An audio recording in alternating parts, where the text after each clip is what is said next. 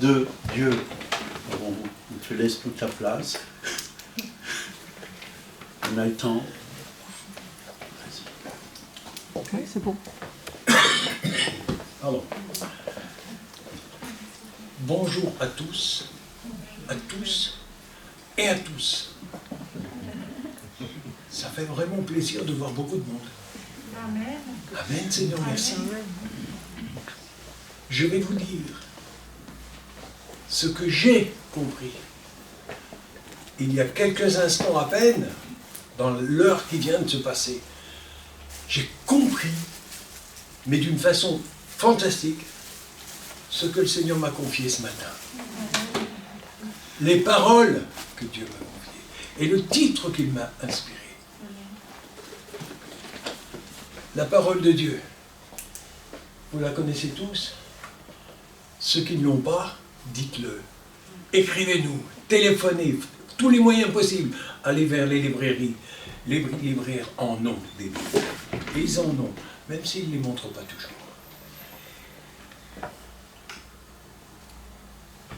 Seigneur, tu as donné ta parole. Et ce titre que tu m'as donné ce matin, le mot de Dieu, il vient de deux sources.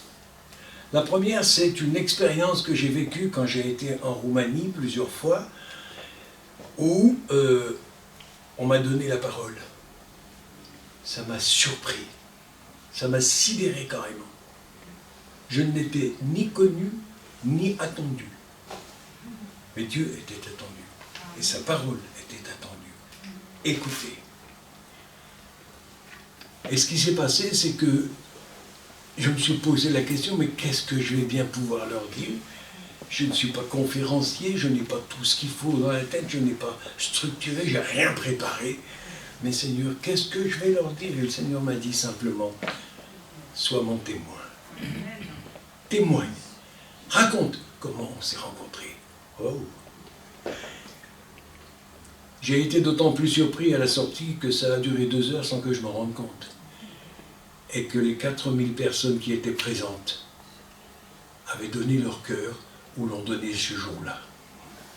Ça a été fantastique. Les fruits portés par un simple message, un simple témoignage. Et vous allez comprendre très vite ce qui s'est passé déjà ce matin depuis que nous sommes ensemble.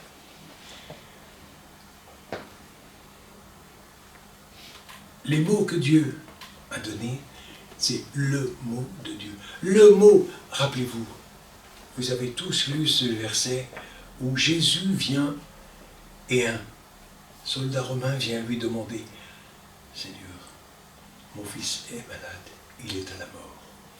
Et Jésus lui dit, que veux-tu que je fasse? Et l'homme lui répond simplement, merci. Tout le monde l'entend bien? Oui, ça va mieux, hein? Ça va nettement mieux. Merci Seigneur. Merci Paul.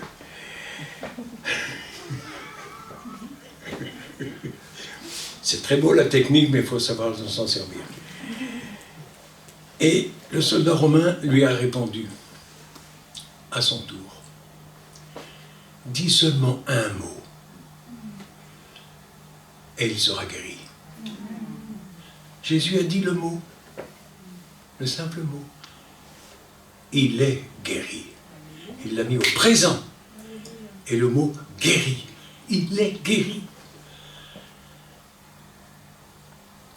Alors je vais dire exactement ce que l'apôtre Jean nous a dit dans sa première lettre. 1 Jean 1, 4.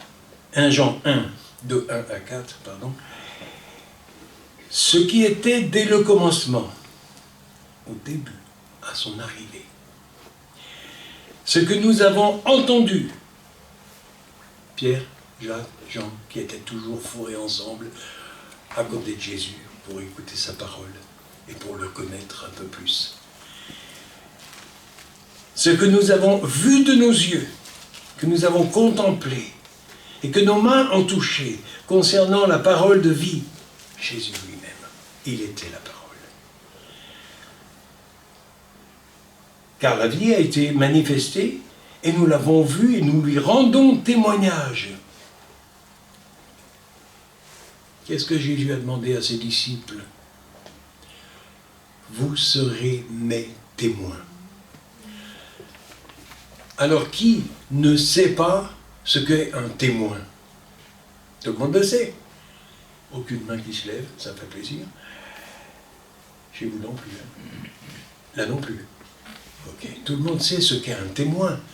Alors surtout ceux, et en particulier, qui ont déjà traîné un petit peu, quelques instants peut-être, dans un tribunal. Vous êtes témoin. Vous avez vu, vous avez touché, vous avez entendu, vous êtes témoin de quelque chose. Quand Jésus nous demande d'être témoins à la face du monde entier, quelles que soient les personnes qui sont en face, que ce soit des présidents, que ce soit des ministres, ou que ce soit des lambda, des gens ordinaires, comme nous sommes tous. Nous sommes témoins. Alors, être témoin, est-ce que c'est proclamer la parole de Dieu et donner des tas d'explications, des tas d'images, des paraboles peut-être, pour la faire mieux comprendre? Essayons de prendre le travail du Saint-Esprit, parce que c'est lui qui nous fait comprendre. C'est pas nous. Aucun d'entre nous. Aucun d'entre nous. J'en connais des pasteurs, des prophètes, des docteurs, j'en connais plein. Et depuis X années, je ne dis plus combien parce que tout le monde le sait, j'en ai rencontré beaucoup. Je n'en citerai pas un seul. Ce serait faire injure à tous les autres. Et ce serait peut-être avoir une préférence. Et je n'en ai pas de préférence. Je les aime tous très fort. Parce qu'ils m'ont appris. Ils m'ont tous appris. Ceux qui étaient bien avant moi, et dont j'ai encore les écrits dans ma bibliothèque. Ceux qui ont laissé des traces. Et ceux qui aujourd'hui continuent le travail, continuent à proclamer la parole de Dieu. À l'enseigner aussi. Car nous avons tous besoin de mieux connaître, de plus connaître. Mais surtout d'appliquer. Connaître la parole de Dieu, c'est merveilleux, c'est magnifique. Mais ne la connaître qu'intellectuellement et savoir tout ce qu'il y a dedans, on peut savoir tout sur Dieu, sur Jésus, sur le Saint-Esprit. Mais tant qu'on ne l'a pas rencontré personnellement et qu'on n'est pas là pour témoigner de ce qu'il a fait dans notre vie, ça c'est différent.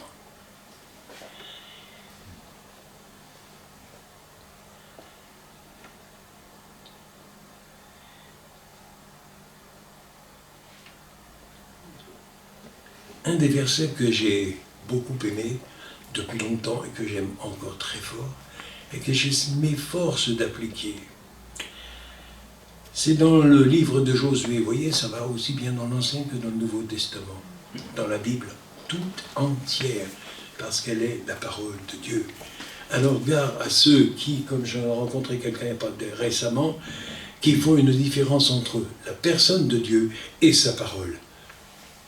Attention, c'est très dangereux, parce que ce livre, c'est la parole que Dieu a inspirée aux écrivains.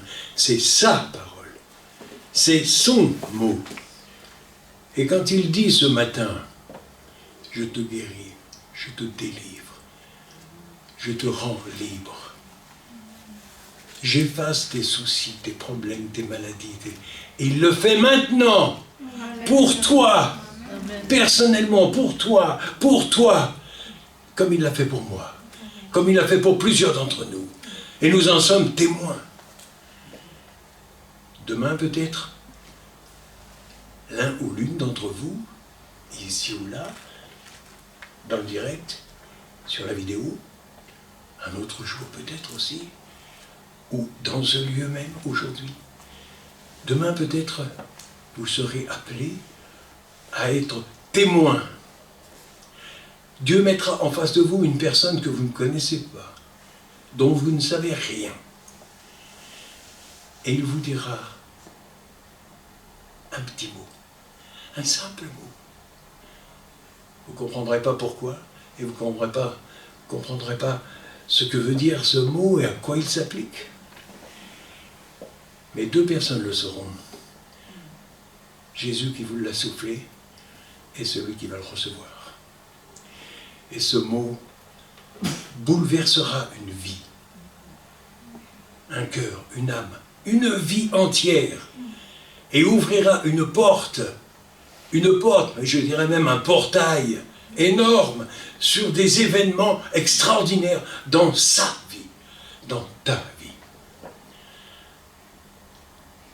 Le mot que Dieu donne aujourd'hui, tu vas le recevoir. Je vais citer seulement les paroles qu'il m'a données, simplement. Et je n'essayerai pas de jouer les pasteurs, les professeurs, les enseignants ou quoi que ce soit en vous donnant une interprétation particulière. Vous allez voir pourquoi aussi dans les versets. Ce sera la parole que Dieu a donnée. Ce sera le mot que Dieu te donne. Aujourd'hui, maintenant, là, tout de suite. Parce que lui, il a son temps. Nous, on a le nôtre. Nous, on a besoin d'une montre pour le calculer. Lui, il n'a pas besoin. Parce qu'il est présent éternel. Ça, c'est le temps de Dieu. Le présent éternel. Parce que toutes les paroles qu'il a données, qu'elles soient données par l'intermédiaire d'Abraham, Moïse, David, Isaïe, Ésaïe, le prophète, qui que ce soit, et même Jésus lui-même, c'est la parole que Dieu a donnée. C'est sa parole. C'est son mot. Cela fait très longtemps que je suis le nez dans la Bible pour l'étudier, pour la connaître mieux, mais j'arriverai pas au bout. C'est pas parce qu'elle est plus épaisse, parce que certains exemplaires sont moins épais, mais c'est parce que toutes les richesses qui s'y trouvent, j'aurais pas assez d'une vie pour tout connaître, tout comprendre, tout appliquer et tout proclamer. Mais Dieu ne me demande pas de faire ça. Il me demande seulement d'appliquer ce qu'il me dit aujourd'hui. Et très souvent, quand je lis le matin, des fois le soir aussi, un seul mot, une phrase, un seul verset, un petit mot seulement, me frappe à l'intérieur et me dit « Hey, ça c'est pour toi personnellement. Prends-le, applique-le, tout de suite. Je viens te le faire comprendre. »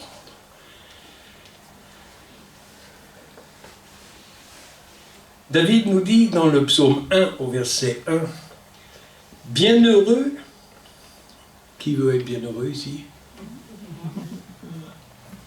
Presque tout le monde? Oh, j'aimerais que tout le monde en ait envie.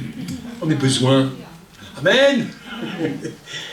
Bienheureux est l'homme qui ne vit pas selon le conseil des méchants, qui ne s'arrête pas sur la voie des pécheurs et qui ne s'assied pas au banc des moqueurs, mais qui trouve son plaisir, et je pèse les mots, le plaisir. Ah. Où ça?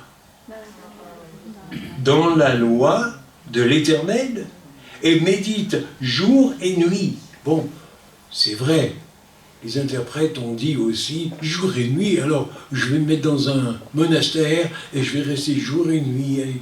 J'aurai ni le temps de travailler, ni le temps de manger, ni le temps de faire quoi que ce soit d'autre. Non, ça c'est pas ça qu'il a voulu dire. De jour comme de nuit. Et moi je sais ce que c'est personnellement parce que depuis quelques années, en particulier, dans les dernières années, le Seigneur m'a réveillé régulièrement entre 2 et 3 heures du matin. Très bien. Pour me donner une parole d'une précision. Aucun frère, pasteur, enseignant ou autre n'aurait pu m'en donner autant et aussi vite avec seulement un mot ou une phrase. David nous dit aussi dans le psaume 25, verset 4, « Éternel », c'est sa prière. Il s'adresse à Dieu et lui dit « Éternel, fais-moi entendre, ouïr, entendre, dès le matin, ta miséricorde, ta grâce, ton amour, ta parole. » Amen. Car je me suis assuré en toi. Car je me suis assuré en toi. Toutes les versions ne disent pas le même mot, mais là je l'ai aimé ce mot-là. C'est une des plus anciennes traductions. C'est la première qui a été traduite en français d'ailleurs, en 1545. Ça remonte à loin. Je me suis assuré en toi. Vous avez tous une voiture, une maison et vous êtes assurés, n'est-ce pas? Voyons, c'est élémentaire. Est-ce que vous êtes assurés pour votre vie éternelle en Dieu? Est-ce que vous êtes assurés pour le présent de votre vie actuellement en Dieu, qui vous l'a donné et qui l'assure lui-même et qui vous assure du meilleur? Alors n'écoutez pas celui d'en bas qui vous serine dans les oreilles toute la journée. Attention au virus, attention aux maladies, attention à la grippe, attention à ci, attention aux soucis, attention aux factures, et tout le reste, hein, parce qu'il en a, il en a. Ouais, mais vous savez, celui-ci, je l'ai dit encore ce matin à quelqu'un, il a une très mauvaise mémoire. Une hyper mauvaise mémoire, pas possible. Parce que 2000 ans après, il ne se rappelle même pas qu'il a été sous nos pieds, vaincu à la croix par Jésus. Alors ça, c'est un manque de mémoire incroyable. Incroyable. Bon, c'est vrai que je dis quelquefois aussi que Dieu lui-même a un petit trou de mémoire quelque part. Non, c'est pas une plaisanterie, c'est une réalité. Parce qu'il ne se souvient plus de mes péchés. Amen. Amen. Amen. Heureusement qu'il a ce trou de mémoire. Mais il se rappelle de tout le reste. Absolument tout. Alors l'apôtre Paul, dans 1 Corinthiens 9, verset 16, « Si j'annonce l'évangile, ce n'est pas pour moi un sujet de gloire. » Pour moi non plus d'ailleurs, hein. Rassurez-vous. « Car la nécessité m'en est imposée. » La nécessité de proclamer, de témoigner de ce que Dieu a fait dans ma vie, et je pourrais y passer des heures et des heures et des semaines et des mois à vous expliquer tout ce que j'ai vécu avec lui, tout ce qu'il a fait dans ma vie. Il n'y aurait pas assez de temps, mais c'est pas grave. Ce qu'il va faire dans votre vie, dans ta vie, ça sera beaucoup plus important pour toi que ce qu'il a fait chez moi. Mais ce qu'il a fait chez moi, ça peut servir. Un témoignage est toujours utile. Et nous avons déjà entendu ça ce matin. Les témoignages qui nous ont été apportés, c'est l'action de Dieu dans la vie d'une personne qui vient et qui annonce. Voilà ce que Dieu a fait pour moi, ce qu'il a fait en moi. Et maintenant, vous allez découvrir ce qu'il va faire à travers moi pour vous. Si je le fais de bon cœur. Moi aussi. Un Paul, je suis d'accord. J'en ai la récompense. Amen. Mais si je le fais malgré moi, j'ai une charge qui m'est confiée. C'est une charge. C'est vrai. C'est vrai que quelquefois on a du mal à se rendre dans une rue ou de parler de Jésus à une personne même proche de nous. Surtout les plus proches, les plus difficiles quelquefois. Mais c'est une charge. Je l'accepte. Et je dis Seigneur, merci. Merci parce que tu es là, près de nous. Dans le cœur de chacun et de chacune ici. Là aussi, tu es là avec nous. Tu nous donnes cette charge. Mais tu nous as dit que cette charge, elle n'est pas si lourde que ça. Non? Ce n'est pas une charge si lourde que ça que de témoigner de ce que tu as fait.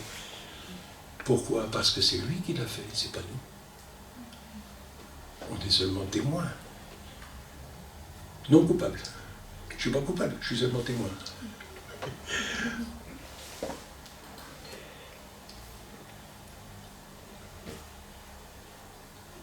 Alors je veux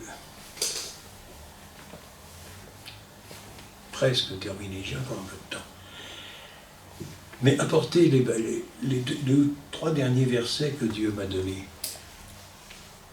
Il s'adresse à ceux qui connaissent bien la parole et ceux qui sont en place pour témoigner.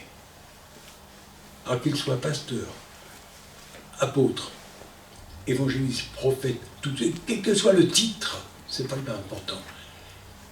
Tu es toi qui as connu Jésus, qui connaît Jésus, qui a bénéficié de son salut, de sa bénédiction, de sa puissance, de sa présence dans ta vie.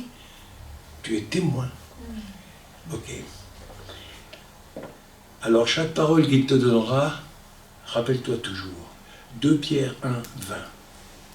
2 Pierre 1, 20. On le grave, on l'oublie plus. Sachant tout d'abord vous-même qu'aucune prophétie, parole de la part de Dieu. Donc aucune proclamation de la part de Dieu, un témoignage de son action qui se trouve dans l'Écriture, car tout s'y trouve, ne peut être un objet d'interprétation particulière. Alors, attention à ceux qui ont tendance, et j'en connais malheureusement, à donner leur interprétation de ce que Dieu a dit, leur version, comme on dit aussi. Alors qu'ils soient des professeurs de théologie ou autres, des gens connaissant à fond, intellectuellement, ce qui est dans ce livre, s'ils ne l'ont pas vécu. Silence.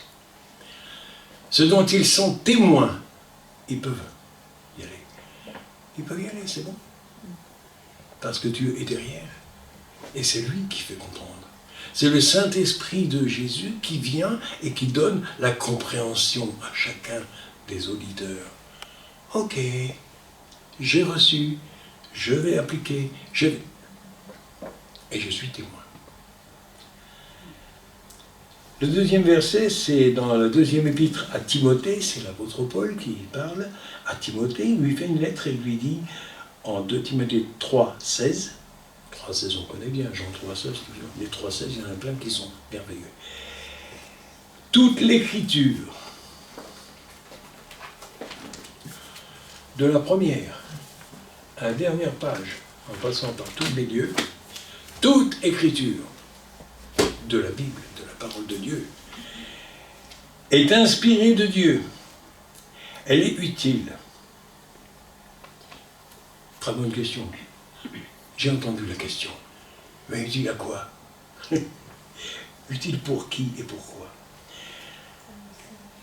Pour enseigner, pour convaincre, pour corriger, pour instruire dans la justice de Dieu.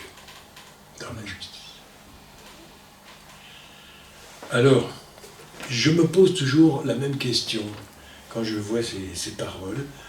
Mais Seigneur, comment se peut-il qu'il y ait tant de gens qui refusent de l'ouvrir, qui la jettent dans un coin, qui s'en servent pour se soutenir une armoire, ou pour glisser les photos de famille, sans jamais s'inquiéter de ce qui est écrit, qui leur est destiné? Très bonne question. Utile pourquoi? Alors, je ne veux pas interpréter, mais je m'approprie cette parole. Et je dis, toute cette écriture, elle est inspirée de mon Père, Dieu. Ok. Et elle est utile pour m'enseigner. Elle est utile pour me convaincre. Et il sait très bien le faire. Même quand des fois ça me dérange. Franchement, il y a des textes, des versets, quelquefois, qui dérangent. Ne me dites pas le contraire. Pour corriger. Et justement, quand ça dérange, c'est là qu'il vient corriger. Et il le fait si bien. Avec autant de tendresse et de douceur, mais d'efficacité. Pour instruire. Dieu veut nous instruire. T'instruire, m'instruire, nous instruire. Instruire son peuple, son Église. attention à ceux que j'entends trop souvent dire « les églises » ou « mon église ». Stop! Il n'y en a qu'une. Il n'y en a qu'une seule, c'est l'église de Jésus. Parce que Jésus, quand il est venu, il a dit « je bâtirai mon église ». Il n'a pas dit « mes églises » ou « mes cathédrales » ou « mes basiliques ». Il a dit « mon église », « mon peuple ». Nous sommes chacun une pierre vivante de cet édifice. Donc nous avons la charge, la responsabilité d'être témoins. Le dernier verset est dans la deuxième épître de Pierre, encore lui. Oh, il a beaucoup bien parlé, hein, pas de problème. Premier chapitre, verset 21.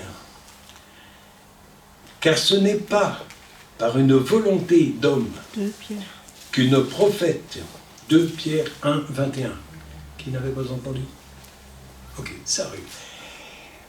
Car ce n'est pas par une volonté d'homme, d'aucun des écrivains qui a mis ce texte en place, aucun de ceux qui a été témoin, qu'une prophétie, parole, a jamais été apportée. Mais c'est poussé par le Saint-Esprit que des hommes ont parlé de la part de Dieu. Parler de la part de Dieu, c'est-à-dire prophétiser. Et prophétiser, c'est pas seulement annoncer ce qui va arriver. Dire la bonne aventure, c'est pas du tout son style. C'est annoncer ce qui est, que peut-être nous n'avions pas vu, ni compris, ni entendu. Mais il nous le dit. Et quelquefois, ça perce un peu à l'intérieur. Qu'est-ce que tu me dis là? J'ai dit et j'ai fait ces choses, moi? Ah, c'est vrai, Seigneur. Tu me remets en mémoire ces choses. Et j'en te demande le pardon. Toutes les paroles que Dieu donne sont merveilleuses, magnifiques, quelquefois redoutables, c'est vrai. Surtout quand on n'est pas tout à fait dans les clous, tout à fait sur la bonne voie. Hein. Il nous rappelle, il dit, oh, viens ici, c'est là le chemin, c'est pas là-bas, c'est ici. Là, tu vas trop loin. Tu vas trop loin, tu vas pas assez loin, assez haut. Tu n'as pas dit les mots qu'il fallait. Les mots que tu as dit, c'était pas les miens, c'était les tiens. Ça colle pas. Ils ne seront pas reçus parce qu'ils ne viennent pas de moi. Mais les paroles qui viennent de moi seront reçues parce que je sais qui est là pour les entendre et pour les méditer et pour les mettre en application. Frères et sœurs, au nom de Jésus, je vous bénis. Parce que Jésus a bien dit, bénissez-vous les uns les autres. Il n'a pas dit, priez-moi pour que je les bénisse. Ok, ça c'est une petite doctrine que j'ai reçue aussi il y a de nombreuses années et que le Seigneur m'a vite corrigé dans la tête. Il m'a dit, oh, tu me demandes de les bénir. Ah, je veux bien, je veux que ça. Mais je t'ai demandé de les bénir en mon nom. Amen. Amen. Voilà. Amen. Et bénir quelqu'un, c'est dire du bien de la personne, même si on ne la connaît pas. On en dit toujours, on a toujours quelque chose à dire. Mais c'est surtout apporter ce que Dieu donne. Et ce que Dieu donne ce matin, par ses paroles, par ce message, je te le dis, ici. Je te le dis, la caméra, elle est là-haut. Je ne sais jamais où elle est exactement. Là, je sais où elle est. Et là, je sais où vous êtes. Alors, ce que je viens vous apporter, c'est le mot que Dieu a donné. Ce matin, aujourd'hui, maintenant, à l'instant présent, toi qui es là, ici ou ailleurs, toi qui es là, sur la vidéo, tu vas la regarder peut-être un autre jour, dans une année peut-être, ou peut-être plus. Qu'importe. Mais cette parole vient chez toi. Et cette parole vient pour toi. Je te guéris. Je te délivre. C'est pas moi qui le dis, c'est lui. Et je sais que ce qu'il dit est vrai. Et personne au monde, ni en haut, ni en bas, ni à gauche, ni à droite, ni devant, ni derrière, nulle part, personne ne pourra contredire ce que Dieu dit. On peut toujours le mettre de côté et dire « Oh, je verrai ça plus tard ». Erreur. Erreur monumentale parce que c'est aujourd'hui et maintenant qu'il te le dit. Il te guérit. Quel que soit ton souci, ton problème, que ce soit un deuil, que ce soit une maladie, petite ou grande, qu'importe. Tout cela vient d'ailleurs. Et Dieu, il a mieux que ça. Il veut éliminer ce qui bloque son passage. Il veut que tu l'entendes, que tu le reçoives et que tu goûtes à son amour, à sa puissance. Que tu sois dans une rue, sur un boulevard ou sur une petite ruelle, la personne que Dieu mettra devant toi recevra le mot qu'il t'aura donné et que tu lui transmettras. Nous ne sommes pas là pour enseigner, parce qu'enseigner, ça veut dire quoi? Ça veut dire transmettre quelque chose que j'ai reçu. Et si je ne l'ai pas reçu, je n'ai rien à transmettre. Donc je ne peux pas enseigner qui que ce soit. Ok? Mais ce que Dieu me donne depuis de nombreuses années, je peux vous le redonner. Je peux vous le transmettre. Mais dans le temps et dans le lieu que Dieu choisira. Ces paroles, c'est lui qui les choisit. Et il a très bien choisi ce matin. Vous avez vu les textes? Vous avez vu tous les témoignages qui ont fusé juste avant? Oh Seigneur, merci. Merci parce que tu donnes. Tu donnes et tu reprends quand tu le veux. Tu donnes en ton temps. Et chacune des paroles que tu as données dans ce livre que nous a remis, ce livre qui est inépuisable, mais inaltérable. Ce livre merveilleux qui est ta parole, quelle qu'en soit la traduction, quelle qu'en soit l'édition, quelle qu'en soit... Non, elle n'a jamais été transformée et ne le sera jamais. Parce que quand elle est prise par un de tes enfants, avec prière, avec humilité, les oreilles de cœur grandes ouvertes pour recevoir, à ce moment-là, Seigneur, tu agis avec ta parole. Ta parole est vivante, agissante, précieuse. Apprends-nous, Seigneur, à être tes témoins et à apporter à chacune des personnes que tu mets en face de nous, que tu nous confies. C'est une charge, c'est une responsabilité. Nous voulons l'assumer, Seigneur.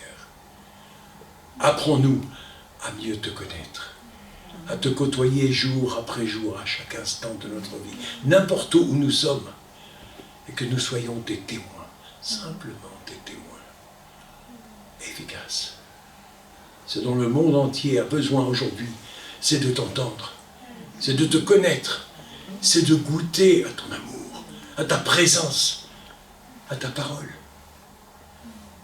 Seigneur, merci pour les ouvriers que tu as suscités dans ton Église. Et elle est grande, ton Église. Seigneur, j'ai devant mes yeux, les yeux de mon cœur, pas ceux de mes lunettes, non, à l'intérieur, dans mon cœur. J'ai devant moi ton peuple tout entier, innombrable. Personne ne peut le compter. Il est composé de tous ceux, depuis le premier jour, jusqu'à la fin de ce monde. Tous ceux qui sont venus jusqu'à toi, qui ont écouté ta parole, et qui l'ont reçue, vécue, et qui en sont témoins. Tous ceux qui ont laissé tant de traces pour nous amener à te connaître. Merci pour tous ceux qui m'ont appris. Et merci pour tous ceux qui aujourd'hui encore vont continuer avec moi pour transmettre. Et merci pour tous ceux que tu vas nous confier, qui viendront jusqu'à toi, qui entendront ta parole et qui la pratiqueront pour vivre, vraiment vivre, autrement que dans la chair, dans ton esprit, la vraie vie. Parce que notre but à chacun et à chacune, notre seul but, nous n'en avons qu'un, c'est Jésus dans son royaume. Se retrouver ensemble, je veux tous vous y voir, tous vous retrouver là-haut, plus tous les autres. Mais alors ensemble, nous serons un avec lui. Gloire à ton nom, Jésus, pour cette parole merveilleuse que tu donnes ce matin. Et merci aussi pour tous les fruits que tu vas faire porter à ce message. Non pas mon message, mais ton message. Ton mot. Je vous ai donné le mot que Dieu m'avait confié. Prenez-le, recevez-le, vivez-le. Amen. Amen.